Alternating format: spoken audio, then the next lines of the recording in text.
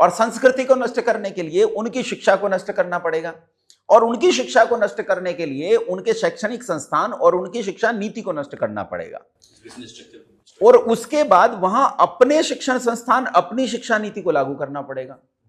यही खिलजी ने किया और यही मैकॉले ने किया। दोनों ने हमारी शिक्षा नीति को नष्ट किया, अपनी शिक्षा नीति को स्थापित किया। आज पूरे भारत में आप चले जाइए, आपको हाईवे हाईवे, शहर शहर, कॉलोनी कॉलोनी, चप्पा चप्पा, आपको चारों तरफ मदरसों की बाढ़ मिलेगी। कौन जगह है जहां मदरसा नहीं है? लेकिन क्या आप मुझे इसी तरह गुरुकुल दिखा सकते हैं?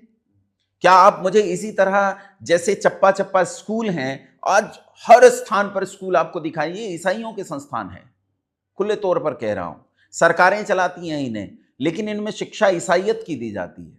हमारी शिक्षा के जो मुख्य बिंदु थे वो क्या थे जिन्हें नष्ट करने के लिए उन्होंने कोशिश की? अच्छा, हमारी संस्कृति का नाम, आप सामान्य रूप से जाओ और यूं ही लोगों से पूछ लो कि भाई हमारी संस्कृति का नाम क्या है, आप ताज्जुब करोगे। हमें तो हमारी संस्कृति का नाम तक पता नहीं। हमारी संस्कृति का नाम वर्णाश्रम संस्कृति, 4 वर्ण, 4 आश्रम, 4 पुरुषार्थ, 4 वेद, सब कुछ इसी तरह से गूंथा गया। ये जो वर्णाश्रम संस्कृति है, इसमें मैं थोड़े से मैं संकेत करूंगा, बहुत बड़ी चीजें हैं, उतना तो मैं व्याख्या करके नहीं बता पाऊंगा, लेकिन इतना बता पाऊंगा, 4 वर्ण हैं और 4 आश्रम हैं। मैकॉले क्योंकि बुद्धिमान आदमी था, खिलजी की तरह जाहिल, जंगली और पशु नहीं था। उसने डाटा कलेक्ट किया और डाटा कलेक्ट करके उस पर काम किया।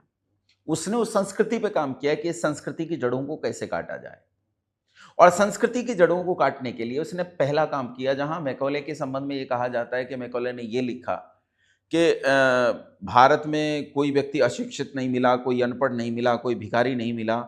अब मैकॉले को ढंग से पढ़ेंगे तो मैकॉले ने ये कहा कि इस देश में शिक्षा ही नहीं है, इन लोगों को तो शिक्षित करना पड़ेगा। ये मैकॉले का नैरेटिव था जो उसने खड़ा किया। मैकॉले ने एक नैरेटिव खड़ा किया कि पहले इन लोगों को यह बताना पड़ेगा कि तुम्हारे पास जो शिक्षा है वो शिक्षा नहीं है, शिक्षा है या नहीं तुम्हारे पास, हम तुम्हें शिक्षित करेंगे, हम बताएंगे तुम्हें शिक्षा क्या है। और उसने सबसे पहला काम क्या किया, संस्कृत और वेद विद्यालयों को तत्काल से अवैध घोषित कर दिया। अवैध घोषित होते ही सरकार का जो समाज का दाना पानी इन्हें मिलता था वो बंद हो गया, धीरे धीरे ये नष्ट हो गए। और उन्होंने क्या किया, एजुकेशन में सबसे पहला परिवर्तन, शिक्षा को निशुल्क से सशुल्क कर दिया। हमारे यहाँ शिक्षा पर कोई शुल्क नहीं था, लेकिन आज शिक्षा पर कितना शुल्क है। अच्छा प्रकाश जी, आप तो मुंबई में रहते हैं, हम आज यहाँ मुंबई में बैठे हैं, कि एक नर्सरी के बच्चे के लिए एडमिशन फीस कितनी देनी पड़ती है, डोनेशन कितना।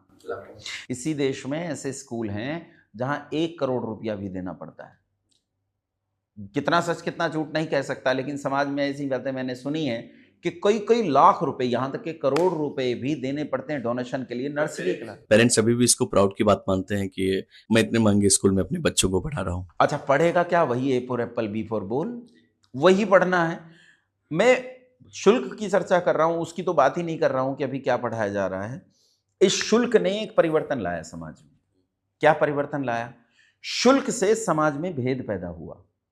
आपके पास करोड़ों रुपए हैं, मेरे पास नहीं है, तो आप अपने बच्चे को एक अच्छी एजुकेशन देने वाले स्कूल में भेज सकते हो, और मेरे पास पैसा नहीं है, मेरा बच्चा कहाँ जाएगा?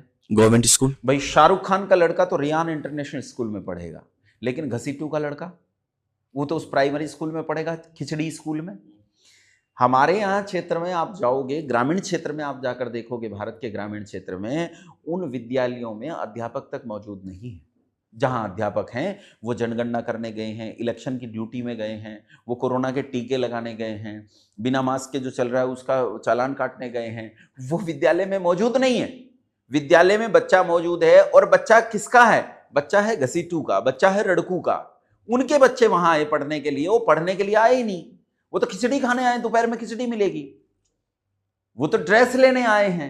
वो वहां शिक्षा किस स्तर की है आप भी जानते हैं, मैं भी जानता हूं, सुनने वाले भी जानते हैं। इसमें कोई शक नहीं कि कोई इनमें से ऐसा बैठा हो जो इस बात को नहीं जानता हो। आप और हम सब जानते हैं इन सब बातों को।